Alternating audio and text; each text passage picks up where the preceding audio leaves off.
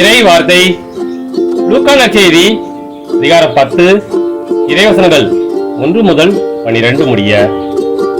அக்காலத்தில் இயேசு வேறு 72 பேரை நியமித்து அவர்களை தாம் போக இருந்த எல்லா ஊர்களுக்கும் இடங்களுக்கும் தமக்கு முன்னே இருவராக அனுப்பினார்.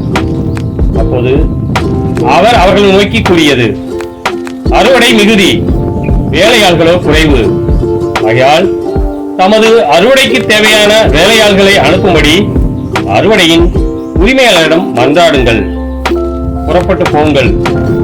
ஓநாய்களிடையே ஆட்டுக்குட்டிகளை அனுப்புவது போல் உங்களை நான் அனுப்புகிறேன். பணப்பையோ வேறு பையோ மிதியடிகளோ எதுவும் நீங்கள் எடுத்துச் செல்ல வேண்டாம்.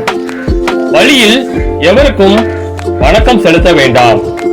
நீங்கள் எந்த வீட்டுக்குள் சென்றாலும் இந்த வீட்டுக்கு அமைதி உண்டாகுக என முதலில் கூறுங்கள்.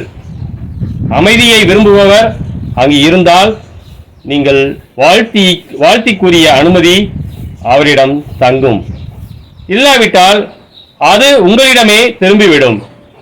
அவரிடம் உள்ளதை நீங்கள் உண்டு குடித்து அந்த வீட்டிலேயே தங்கியிருங்கள். ஏனெனில் வேலையாளர் தம் கூலிக்கு உரிமை உடையவரே. வீடு வீடாய் செல்ல வேண்டாம். நீங்கள் செல்லும் ஊரில் உங்களை ஏற்றுக்கொண்டால் உங்களுக்கு பரிமாறுவதை உண்ணுங்கள். அங்கு உடல் நலம் குன்றியோரை குணமாக்கி இறையாட்சி அவர்களை நெருங்கி வந்துவிட்டது என சொல்லுங்கள். நீங்கள் செல்லும் ஊரில் உங்களை ஏற்றுக்கொள்ளாவிட்டால் அதன் வீதிகளில் சென்று எங்கள் கால்களில் ஒட்டியுள்ள உங்கள் ஊர் தூசியையும் உங்களுக்கு எதிராக உதறிவிடுகிறோம். ஆயினும் இறையாட்சி நெருங்கி வந்துவிட்டது என்பதை அறிந்து கொள்ளுங்கள் என சொல்லுங்கள். அந்த நாளில் அவ்வூர் பெரும் தண்டனை சோதோம் நகரினர் பெரும் தண்டனையை விட கடினமாகவே இருக்கும் என உங்களுக்கு சொல்கிறேன். கிறிஸ்துவின் நற்செய்தி.